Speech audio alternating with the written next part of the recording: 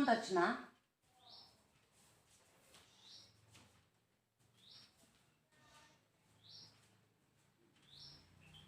व चौकोनाचे प्रकार.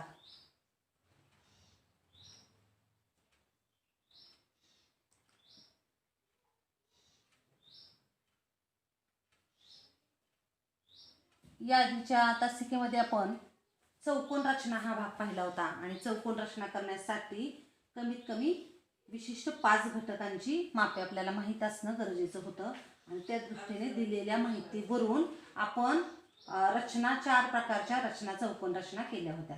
आता आजच्या तासिकेमध्ये ही तासिका क्रमांक 2 चौकोनाचे काही प्रकार आणि त्यांचे गुणधर्म यांचा आपण अभ्यास करणार आहोत. त्याच्यामध्ये पहिला प्रकार काटकोन चौकोन,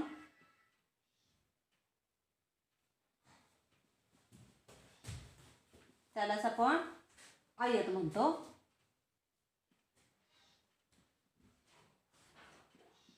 काय आहे काटकोन चौकोन आणि आयत? तर ज्या चौकोनामध्ये जर सर्व कोन काटकोन असतील, ज्या चौकोनाचे सर्व कोन काटकोन असतील त्या चौकोनाला काय म्हणतो आपण? काटकोन चौकोन. काटकोन या नावामध्ये काटकोन चौकोन म्हणजे ज्या चौकोनाचे सर्व कोन काटकोन असतात किंवा चारही कोन काटकोन असतात त्या चौकोनाला काटकोन चौकोन किंवा आयत असे म्हणतात. हीच व्याख्या तुम्ही 9वी मध्ये गेला तर समांतरतेचा उपयोग करून आपण म्हणतो की समोरासमोरील बाजू समांतर आणि प्रत्येक कोन काटकोन किंवा एक कोन काटकोन झाला तर उरलेले सर्व कोन काटकोन होतात. 9वी मध्ये अशी व्याख्या करतो. पण आता आपण फक्त चौकोनाचे चारही कोन काटकोन असतील तर त्या चौकोनाला काय म्हणतो? काटकोन चौकोन किंवा आयत. मग या चौकोनाच्या आता ही जी प्रतिकृती आहे ही आयताची आहे. मग या आयताचे गुणधर्म काय काय आहेत? तर बघा, तुम्ही जर आपण समजा हा आयत आहे, प्रत्येक कोन हा इथं काटकोन आहे 90 अंश, कोन मापकाच्या सहाय्याने मोजला तर हा प्रत्येक कोन काटकोन आहे. आणि मग याच्या जर बाजू तुम्ही मोजायला लागल्या की समजा ही बाजू मोजली आपण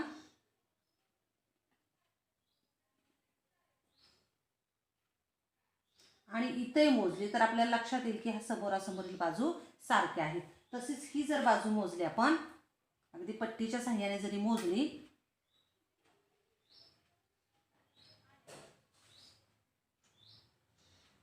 बघा तर ह्या दोन्ही बाजू आपल्याला समान दिसत आहेत. तेवढ्याच 12.5 12.5 किंवा ही जी बाजू मोजली तेवढीच ही आहे. मग आपल्याला आयताचे गुणधर्म काय इथं म्हणता येतील? मग तर सम्मुख भुजा एकरूप. बघा आयताचे गुणधर्म म्हणूया सम्मुख भुजा एकरूप.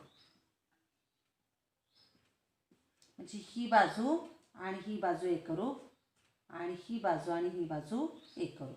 अजून काही गुणधर्म आपल्याला दिसून येतोय तर समजा आयताचे आपण कर्ण मोजले. बघा प्रत्यक्षात कर्ण मोजूया.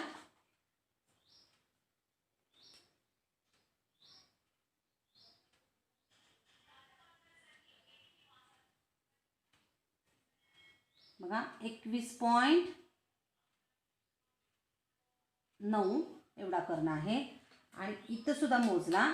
बघूया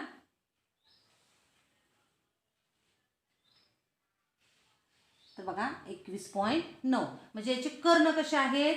एकरूप आहे. म्हणजे दुसरा गुणधर्म आपल्याला काय म्हणता येईल? कर्ण एकरूप. इथे तुम्ही कर्ण जोडला तरी चालते म्हणजे आपल्या लक्षात येईल की कोणता कर्ण आपण मोजलेला आहे. किंवा कर्ण म्हणजे काय? तर चौकोनाच्या समोरासमोरील शिरोबिंदू जोडले तर त्याला म्हणतो आपण कर्ण. हा एक कर्ण आणि हा दुसरा कर्ण.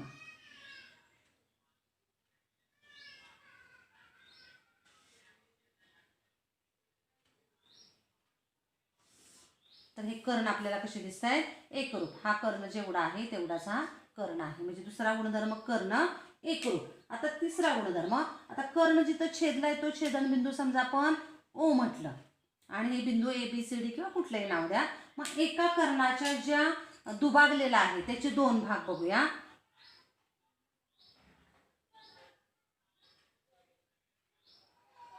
मोजला एवढी लांबी आहे आणि इकडची बाजू मोजली तर तेवढीच लांबी दिसते बघा आपल्याला. तसंच 30 लांबी आपण घेतली आणि ही बाजू मोजली तर तेवढीच आहे बघा.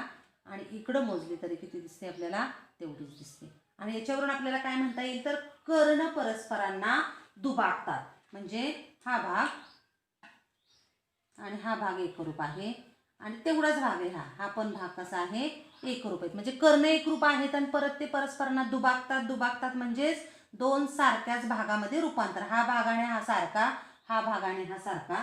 आणि म्हणून इथं काय म्हणूया, कर्ण एकरूप असतात आणि कर्ण परस्परांना दुभागतात.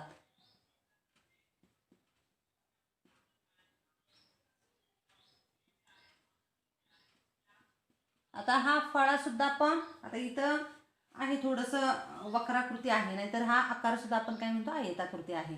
तर बघा आजच्या तासिकेमध्ये इथं काटकोन पहिला प्रकार आपण काटकोन चौकोन आयत. काटकोन चौकोनाची व्याख्या काय केली होती तर ज्या चौकोनाचा प्रत्येक कोन काटकोन असतो त्याला आपण काटकोन चौकोन म्हणतो. आणि मग अजून ज्यादा गुणधर्म काय मिळाले आपल्याला या चौकोनाचे तर समोरासमोरील बाजू एकरूप असतात. कर्ण घेतले तरी कर्ण दोन्ही कसे असतात, एकरूप असतात. आणि कर्ण परस्परांना दुभागतात. म्हणजे ज्या बिंदू छेदतात त्या बिंदूपासून झालेले जे दोन भाग आहेत प्रत्येक कर्णाचे त्यांची लांबी मोजली तर ती समान आहे आणि म्हणून कर्ण परस्परांना दुभागतात. आता पुढचा प्रकार चौरस. आता आयत आणि चौरस मध्ये काय फरक आहे बघा, तर आयतामध्ये समोरासमोरील बाजू एकरूप असतात आणि जर आयताच्या लगतच्या बाजू एकरूप किंवा सर्व बाजू एकरूप म्हटलं आपण. आता इथं आपल्याला असं म्हणता येईल बघा की प्रत्येक चौरस हा आयत आहे, कारण आयताला काय अट आहे, फक्त प्रत्येक कोण काटकोन पाहिजे. आणि चौरसासाठी काय तर प्रत्येक कोण काटकोन आणि सर्व बाजू एकरूप, सर्व बाजू एकरूप. तुम्ही जर समजा इथंच आयताची जेवढी बाजू आहे तेवढी इथं केली म्हणजे लगतच्या बाजू एकरूप केल्या आणि आयतामध्ये लगतच्या बाजू एकरूप केल्या तरी तो काय होणार आहे, चौरस होणार आहे. म्हणजे आयतामध्ये रूपांतर आपल्याला चौरसामध्ये करता येऊ शकेल. फक्त जेवढी रुंदी आहे तेवढीच इथं लांबीमध्ये घ्यायचं आणि तेवढा भाग म्हणजे चौरस होणार आहे. मग चौरसासाठी व्याख्या काय सांगता येईल आपल्याला, प्रत्येक कोन काटकोन आणि सर्व बाजू एकरूप असतील तर त्या चौकोनाला काय म्हणतो आपण, चौरस असे म्हणतात. म्हणजे पुढचा बघा आता काटकोन चौकोन त्याचे गुणधर्म. आता चौरस बघूया.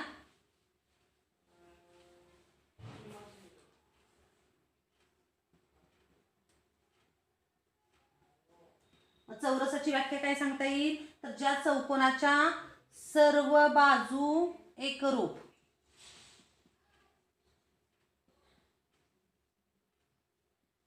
आणि परत सर्व कोन काटकोन म्हणजे एकरूप म्हणता येईल.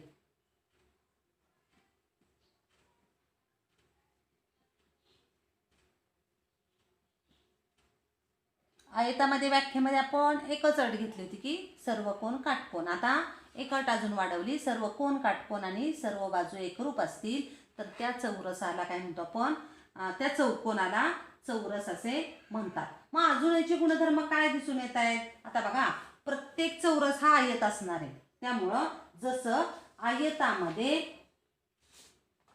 कर्ण एकरूप होते तसेच याचे सुद्धा कर्ण एकरूप असणार आहेत. फक्त आता जे कर्ण एकरूप आहेत ते दुभागतायत, इथं सुद्धा दुभागणार आहेत. मग ते दुभागल्यानंतर काय दिसून येते ते आपण ज्यादा पाहणार आहे. म्हणजे सगळे आयताचे गुणधर्म याला लागू होणार आहेत, कारण प्रत्येक चौरस हा आयत असतो, त्यामुळं आयताचे सर्व गुणधर्म याला लागू होणार आहेत. फक्त ज्यादा कोणते गुणधर्म आहेत ते परत पाहणार आहे आपण, की आयतामध्ये कर्ण एकरूप असतात तसे इथं कर्ण एकरूप येणार आहेत. कर्ण दुभागतात, इथं सुद्धा कर्ण दुभागणार आहेत. फक्त जो ज्यादा गुणधर्म आहे तो आपण पाहणार आहे. आता बघा मग चौरसाचे गुणधर्म लिहूया आपण.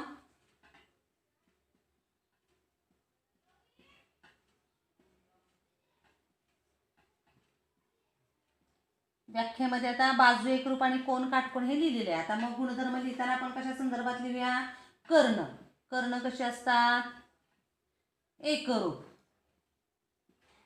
नंतर इथं जसं कर्ण दुभागतायत तसे इथं पण कर्ण दुभागतायत का ते पाहूया आपण.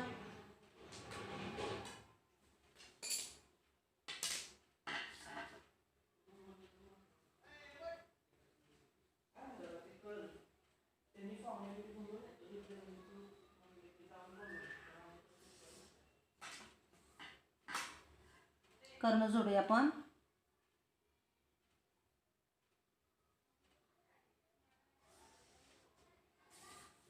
समजा ओ बिंदूमध्ये. आता दोन्हीतला फरक काय बघा, इथंही कर्ण एकरूप आहेत, इथंही कर्ण एकरूप आहेत. आता याचे जे कर्ण दुभागत होते, हा भाग आणि हा एकरूप आहे, हा आणि हा एकरूप आहे. मग तसं इथं पण बघूया काय होतंय.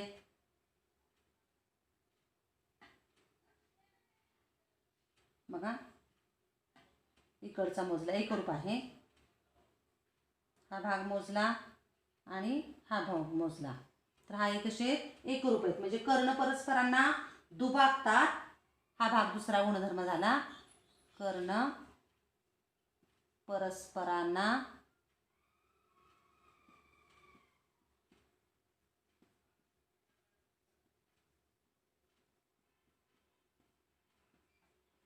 आता दोन कर्ण आहेत, त्यांच्यामध्ये किती मापाचा कोन होतोय ते पाहूया आपण.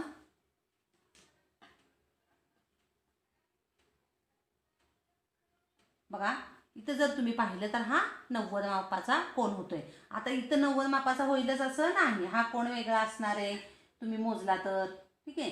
परत हा कोन वेगळा असणार आहे. पण इथं जर तुम्ही पाहिलं तर प्रत्येक कोन हा कसा दिसतोय आपल्याला, काटकोन. तुम्ही मोजला तर इकडं 90 आहे म्हणजे इकडचा 90 येणारच आहे, ठीक आहे. तर अशा पद्धतीनं कर्ण परस्परांना आयतासारखे दुभागतात. पण कसे दुभागतात तर काटकोनात दुभागतात. बघा मग पुढचा गुणधर्म काय लिहूया, कर्ण परस्परांना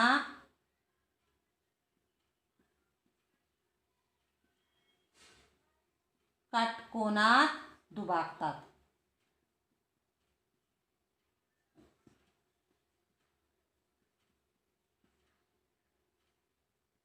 तर परत जर सम्मुख कोन आपण पाहिले, कर्ण जो आहे तर हा 90 आहे, हा 90 आहे. आणि इथं जर तुम्ही कोन मोजला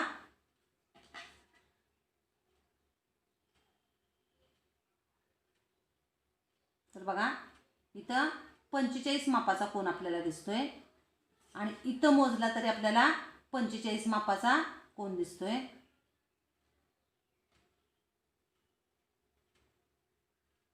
बघा 45 मापाचा. म्हणजे हा जो कर्ण आहे तो सम्मुख कोनांना काय होतोय, परत दुभागतोय. समोरासमोरील कोनांना काय होतोय, दुभागतोय. आणि म्हणून चौरसाचे कर्ण सम्मुख कोन दुभागतात.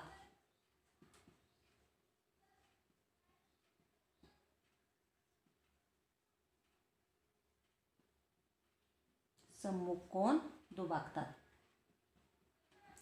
आयताचे सर्व गुणधर्म इथं लागू होणार आहे चौरसाला. फक्त चौरसाचे अजून ज्यादा कोणते, तर आयतामध्ये कर्ण एकरूप, इथंही कर्ण एकरूप असतात. आयतामध्ये कर्ण परस्परांना दुभागतात, इथंही दुभागतात. फक्त जे दुभागतात ते कसे दुभागतात, काटकोनात दुभागतात. आणि कर्ण परत सम्मुख कोन पण कसे होतात, परस्परांना ते कर्ण दुभागतात. म्हणजे हा कोन आणि हा एकरूप, हा आणि हा एकरूप, हे आणि हा एकरूप. इथं तसं आपण म्हटलेलं नाही. म्हणजे एकरूप कसे येत आहेत ते, तर कर्ण परस्परांना दुभागतायत, सम्मुख कोन सुद्धा दुभागतायत. आणि जिथं दुभागतायत तिथं किती मापाचा कोन होतोय, तर 90 मापाचा. कर्ण परस्परांना काटकोनात दुभागतायत. तर अशा प्रकारे आपण चौरसाच्या संदर्भात माहिती. आता पुढचा प्रकार समभुज चौकोन. आयताची व्याख्या आपण काय केली होती, प्रत्येक कोन काटकोन असेल तर त्याला आयत म्हणत होतो आपण. त्याच्या पुढे अट काय वाढवली आता, तर प्रत्येक कोन काटकोन आणि सर्व बाजू एकरूप, तर त्याला म्हणत होतो आपण चौरस. आता समभुज एकच अट आहे, फक्त सर्व बाजू एकरूप. सर्व बाजू एकरूप असतील तर त्याला काय म्हणतो आपण, समभुज चौकोन. मग कोन कसे असावेत किंवा फक्त सर्व बाजू एकरूप. तर ही जी आकृती आहे याच्यामध्ये आपण सर्व बाजू एकरूप असणारा हा चौकोन पाहतोय. बघा इथं कोणाच्या संदर्भात आपल्याला सांगता येईल नाही, पण जर निरीक्षण केलं तर काय गुणधर्म दिसून येतात समभुज चौकोनाचे ते आपण पाहणार आहे. बघा आता समजा कर्णाच्या संदर्भात आपण पाहिलं तर कर्ण आपण जोडूया म्हणजे कळेल आपल्याला.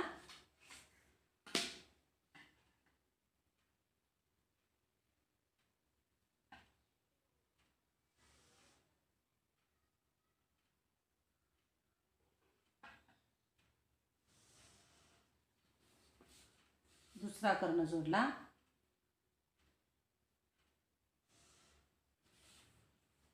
आता हे जर कर्ण आपण जोडले तर इथं समजा छेदनबिंदू आहे आणि मग हे अंतर आणि हे अंतर मोजलं तर काय दिसून येते बघा.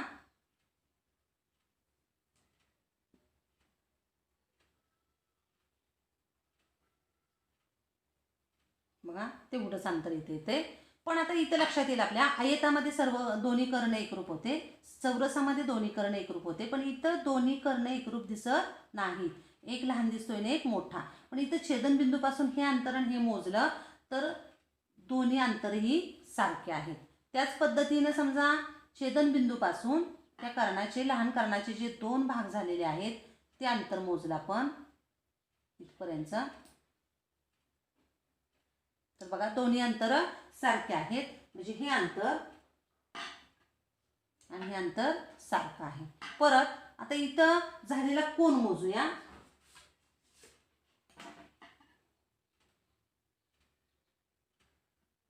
तर बघा इथं लक्षात येईल की 90 मापाचा कोन तयार होतोय. म्हणजे हे कर्ण परस्परांना कसे छेदतायत, काटकोनात छेदतायत. आणि म्हणून आपल्याला गुणधर्म काय सांगता येईल बघा समभुज चौकोनाचे. परत अजून जर कोन मोजले तुम्ही, कोणाच्या संदर्भात पण बघूया. बघा कर्ण दुभागतात, पण कसे दुभागतात, काटकोनात दुभागतायत. आता कोनाच्या संदर्भात जर आपण पाहिलं, इथला कोन समजा मोजला आपण, कोणता कोन मोजतोय आपण, हा टोटल कोन मोजूया.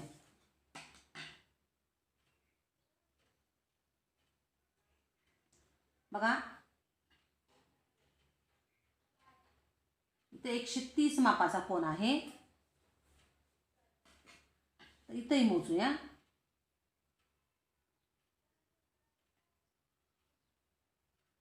आता इथेही मोजलं तरी बघा 130 बाहेरील मापन मोजतोय आपण. म्हणजे हा कोन 130 मापाचा आहे, तसा हा कोनही 130 मापाचा आहे.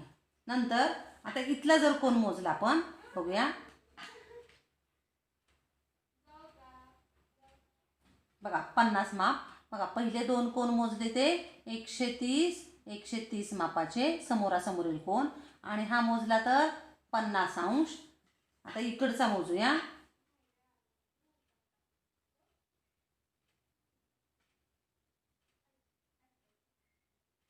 बघा इथे कोन मोजला तर हा 50 अंश. म्हणजे हे समोरासमोरील कोन कसे झाले, एकरूप झाले. समोरासमोरील कोन एकरूप. मग आपल्याला काय काय गुणधर्म समभुज चौकोनाच्या बाबतीत सांगता येतील. सम्मुख कोन एकरूप,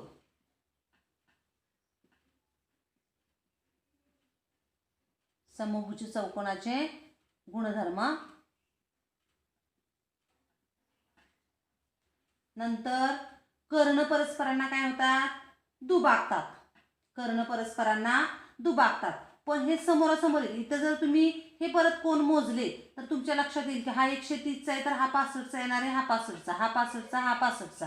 किंवा हा 50 मापाचा आहे तर इथला मोजला तर 25, इथला मोजला तर 25. म्हणजे कर्ण सम्मुख कोन काय होत आहेत, दुभागतायत. कर्ण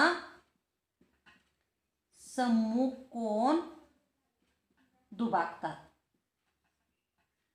अजून तुम्हाला काय लक्षात येत आहे, तर कर्ण परस्परांना कशा आहेत, लंब आहेत. कर्ण परस्परांना कशा आहेत, लंब आहेत. म्हणजे दुभागतात पण आणि परस्पर लंब पण आहेत. म्हणजे 90 मापात म्हणजे एक कर्ण दुसऱ्याचा लंब दुभाजक आहे असं म्हटलं तरी चालेल. एक कर्ण दुसऱ्याचा लंब दुभाजक आहे. आणि या गुणधर्मांचा वापर करून आपल्याला रचना, आता एखादा समभुज चौकोन आपल्याला काढायला दिला आणि जर एक कर्ण दिला आणि बाजू दिली तरी आपल्याला तो चौकोन काढता येईल. किंवा आयतामध्ये आपल्याला माहिती आहे की प्रत्येक कोन काटकोन असतो माहिती आहे, त्यामुळं एक लांबी दिली आणि रुंदी दिली तरी आपल्याला तो आयत काढता येईल. आणि या गुणधर्मांचा वापर करून आयत, चौरस आणि समभुज चौकोन याच्यावर आधारित आपल्याला 8.2 सोडवणार आहोत.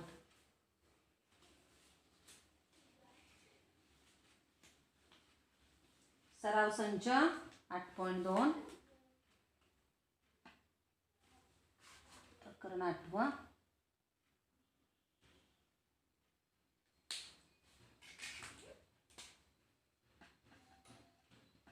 सराव संच 8.2. काही रचना आपल्याला करायला दिलेली आहे बघा. की काय सांगितलंय, तर चौकोन ABCD काढायचं आहे आपल्याला. आयत आता जर समजा आपण कच्ची आकृती काढली, काय काय करायचे ते आपण बघूया.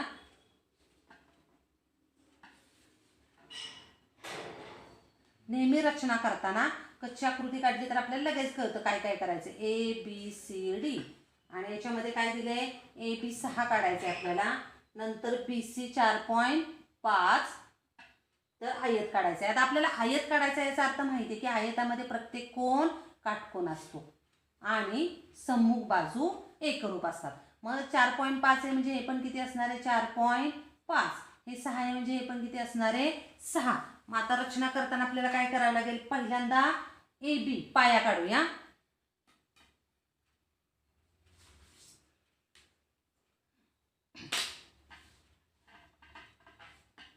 बघा,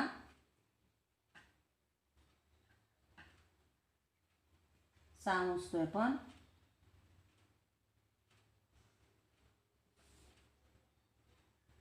ए बी 6 सेंटीमीटर मोजलं. आता आपल्याला माहिती आहे की ए शेजारी किती मापाचा कोण आहे, म्हणजे आपल्याला माहिती आहे 5 किमान गोष्टी दिल्या तर आपल्याला चौकोन रचना करता येईल. मग इथे प्रत्येक कोण काटकोन आहे, 4 बाजू माहिती आहेत म्हणजे यातल्या मग, आणि आयतामध्ये तर लगतच्या 2 दिल्या आणि एक कोण दिला तरी आपल्याला माहिती आहे सम्मुख बाजू एकरूप असतात. आता ए शेजारी किती मापाचा कोण काढायचा आहे, 90. बघा 90 मापाचा कोण काढला आपण.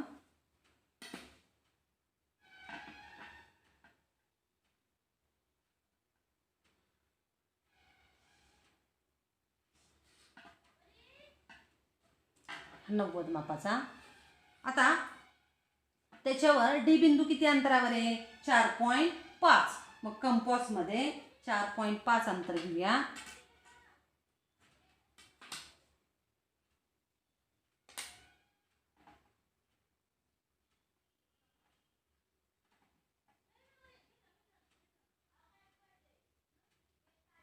बघा 4.5 अंतर घेतलं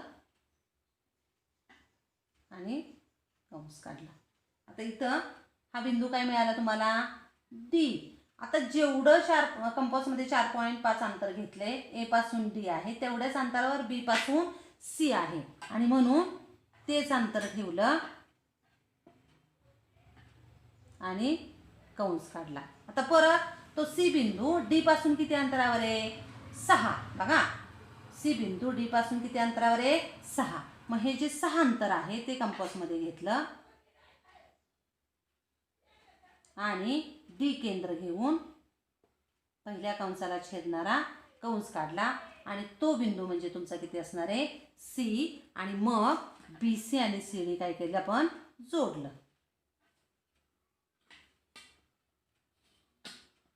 आणि म्हणून ही जी आकृती झाली ती आपली आयत. आणि म्हणून दिलेल्या माहितीवरून अशी आपण आकृती काढलेली आहे. आता पुढं दुसरा प्रश्न काय म्हटले बघा, कच्ची आकृती काढूया की चौरस काढायचा आहे.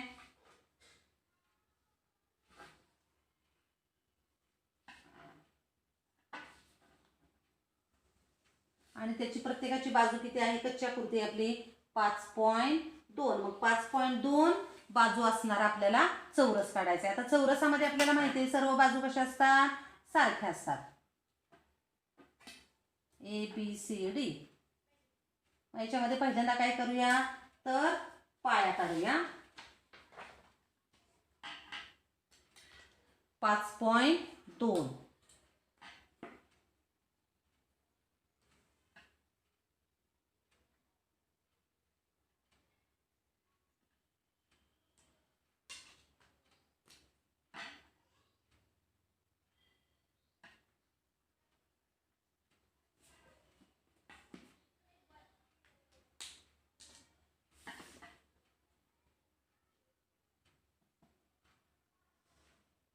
बघा ए आणि बी 5.2 सेंटीमीटर लांबी असणार आपल्याला चौरस काढायचा. तर चौरसामध्ये आपल्याला काय माहिती आहे, सर्व बाजू एकरूप आणि प्रत्येक कोण काटकोन. मग ए शेजारी किती मापाचा कोण काढला पाहिजे, 90. कोण मापकाच्या सहाय्याने बघा 90.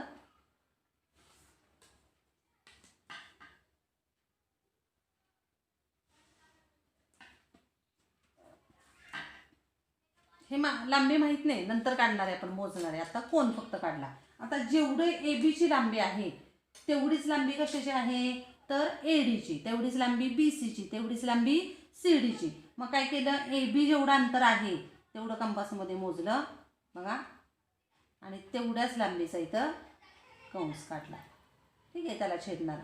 म्हणजे कोणता बिंदू मिळाला तुम्हाला, D.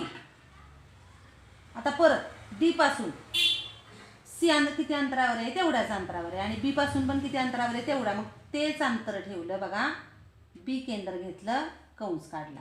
परत D केंद्र घेतलं, कारण ही अंतर सारखी आहेत. D पासून पण तेवढ्याच अंतरावर आहे आणि B पासून पण तेवढ्याच अंतरावर आहे. आणि मग B आणि C जोडलं.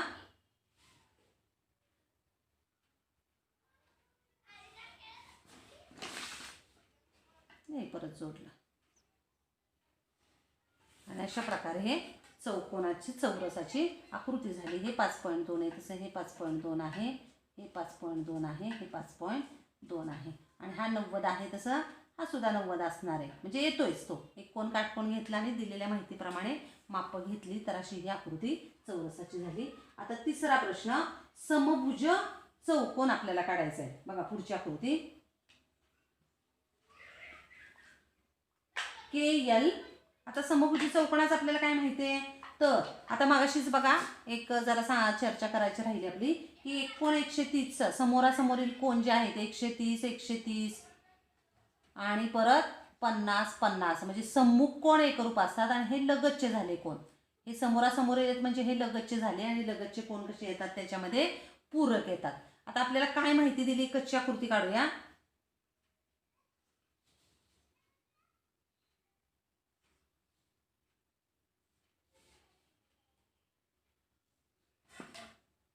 तिसरा प्रश्न बघा, KL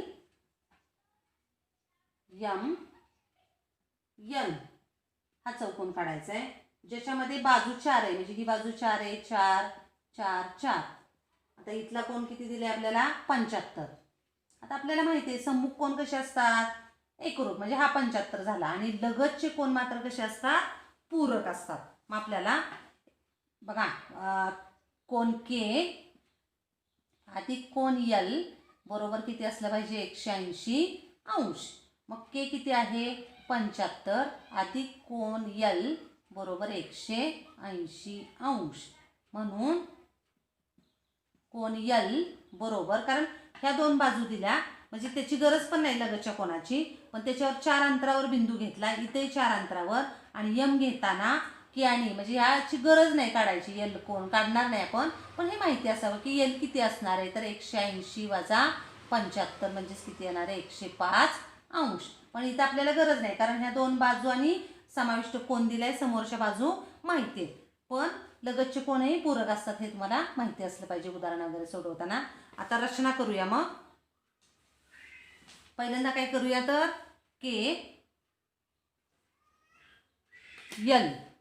KL किती दिलेलं आहे आपल्याला, 4 सेंटीमीटर.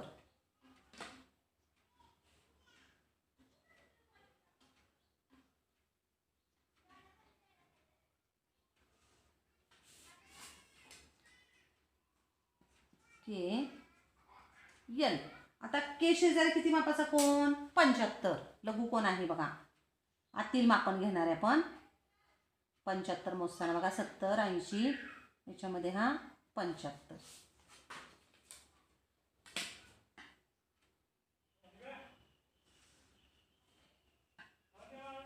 नंतर त्याच्यावर किती अंतरावर आपल्याला N बिंदू घ्यायचा आहे, तर 4. इथं जे अंतर आहे तेच असणार आहे, 4 अंतरावर. परत आता M बिंदू आपल्याला शोधायचा आहे, हा मिळाला N. मग N पासून M तेवढ्याच अंतरावर आहे, मग N पासून परत तेवढंच अंतर घेतलं, कंस काढला. L पासून पण तेवढ्याच अंतरावर आहे, कंस काढला, आणि तो छेदतोय तो बिंदू तुमचा M. आणि आता आपल्याला काय केलं पाहिजे, तर ते बिंदू जोडले पाहिजेत.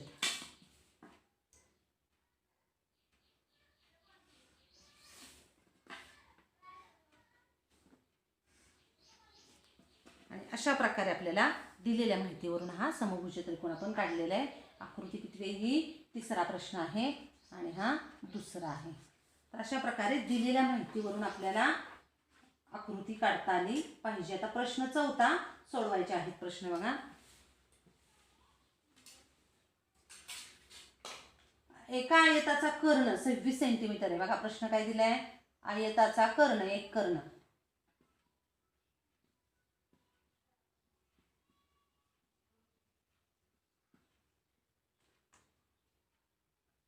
26 सेंटीमीटर आणि त्याची एक बाजू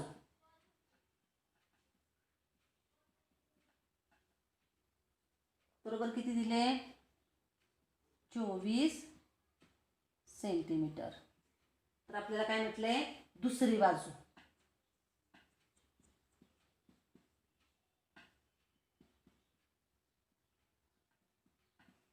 आता कसं सोडवता येईल हा प्रश्न. कच्ची आकृती काढूया म्हणजे कळेल आपल्याला.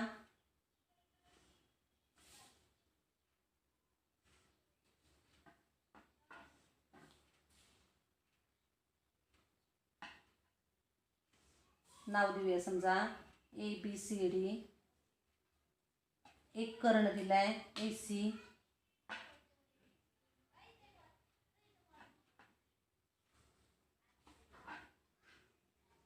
नंतर एक बाजू ही मानूया 24 आणि दुसरी बाजू काढायची आपल्याला. आता आपल्याला माहिती आहे आयत म्हटल्यानंतर ABC हा कसला त्रिकोण झाला. काटकोन त्रिकोण. कारण आयतामध्ये प्रत्येक कोण कसा असतो. काटकोन. आणि म्हणून काय म्हणूया इथे बघा. त्रिकोण ABC या काटकोन त्रिकोणात.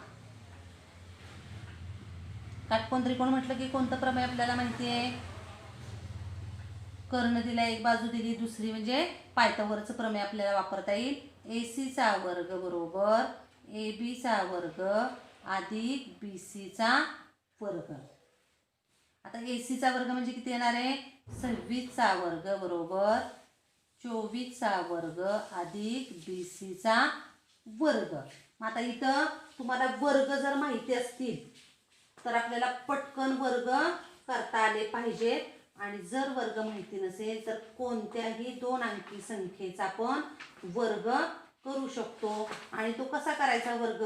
तर बघा जे A अधिक B कंसाचा वर्ग जे सूत्र आपण पाहिलेलं आहे. बघा 26 वर्ग करायचा आहे आपल्याला. तर A अधिक B कंसाचा वर्ग विस्तारामध्ये आपण याला पहिलं पद म्हणतो, याला दुसरं. तसं इथं हे पहिलं पद म्हणायचं आणि इकडं दुसरं. मग पहिल्या पदाचा वर्ग बघा 6 वर्ग 36. 6 मांडायचे हात आले 3. परत पहिले पद गुणिले दुसरे पद 6 दुनी 12 त्याची दुप्पट 24.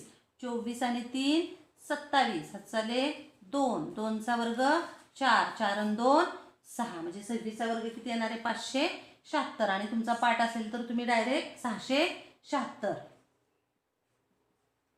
24चाही वर्ग त्याच पद्धतीनं केला तर इथं किती येणार आहे 576 अधिक BC वर्ग.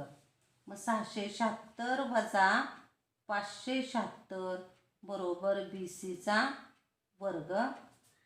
वजाबाकी केली तर 100 बरोबर BC वर्ग. दोन्ही बाजूचं वर्गमूळ काढूया. 10 बरोबर BC आणि म्हणून BC बरोबर 10. आणि BC काय आहे दुसरी बाजू आणि म्हणून दुसरी बाजू बरोबर 10 सेंटीमीटर. दुसरी बाजू किती येणार आहे 10 सेंटीमीटर.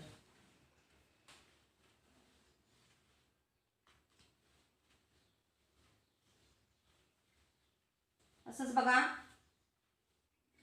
5वा प्रश्न दिलेला आहे की एका कर्णाची लांबी 16 आहे आणि दुसऱ्या कर्णाची लांबी 12 आहे.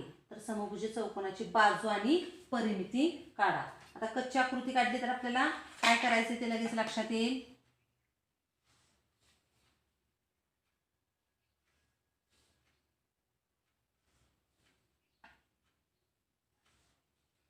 समभुज चौकोन ABCD समजा मानूया. 5वा प्रश्न. त्याच्यामध्ये एका कर्णाची लांबी 16 दिलेली आहे. समजा ही 16. आता कच्च्या आकृतीमध्ये सुद्धा ही लांबी जास्त दिसते. एक कर्ण लहान असतो एक मोठा. मग 16 दिले म्हटल्यावर त्याला नंतर हे नाव देऊया. आणि ही दिलेली आहे 12. छेदनबिंदू समजा ओ आहे. आता आपण काय शिकलोय तर कर्ण परस्परांना दुभागतात. हे 12 असेल टोटल लांबी तर ही किती असणार आहे 6 आणि ही 6. म्हणजे तुम्ही इथं OA बरोबर OC हे कसं असणार आहे तर ACच्या निम्मा असणार आहे. आणि किती मग 1/2 गुणिले 12 म्हणजेच किती येणार आहे 6. मग तसंच OD बरोबर OB आणि हे कसं असणार आहे BDच्या निमपट असणार आहे. आणि जो दुसरा कर्ण किती दिलेला आहे आपल्याला 16. 1/2 गुणिले 16 म्हणजेच किती येणार आहे हे 8.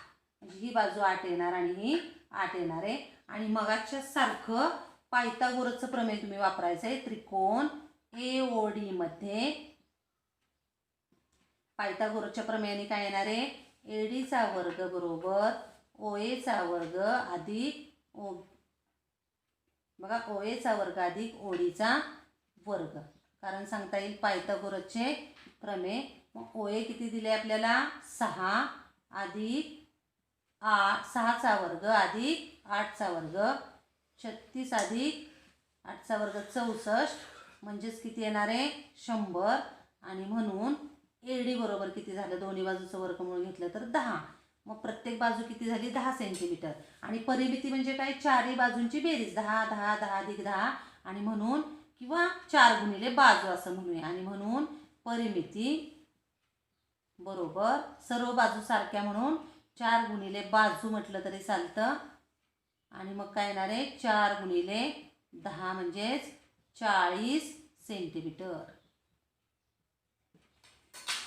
असेच आपल्याला अजून समभुज चौरसाच्या संदर्भात आणि अजून एक समभुज चौकोनाच्या संदर्भातला प्रश्न दिलेला आहे.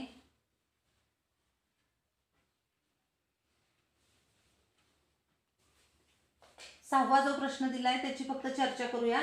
तुम्ही सोडवू शकाल. की चौरसाचा बाजू दिलेली आहे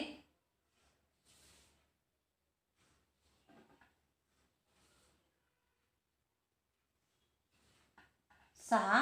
ही पण 6 आहे. आणि आपल्याला काय विचारलंय कर्णाची लांबी. तर हा कर्ण जोडल्यानंतर कर्ण इथं एक समाना नाव द्या आणि पायथागोरसच्या प्रमेयाने ह्या कर्णाची किंमत आपल्याला काढता येईल. तर 7वा प्रश्न बघूया. समभुज चौकोनाच्या एका कोनाचे माप 50 तर इतर 3 कोनांची मापे काढा. अगदी तोंडी प्रश्न आहे हा. समभुज चौकोनाचे सम्मुख कोन कसे असतात एकरूप असतात. मग एका कोणाचं माप किती दिले 50. मग त्याच्या समोरच्या कोणाचं माप समजा नाव देऊया ABCD. मग कोन A बरोबर 50 अंश म्हणून कोन C बरोबर आपण काय म्हणता येईल 50 अंश. कारण काय सांगता येईल सम्मुख कोन एकरूप.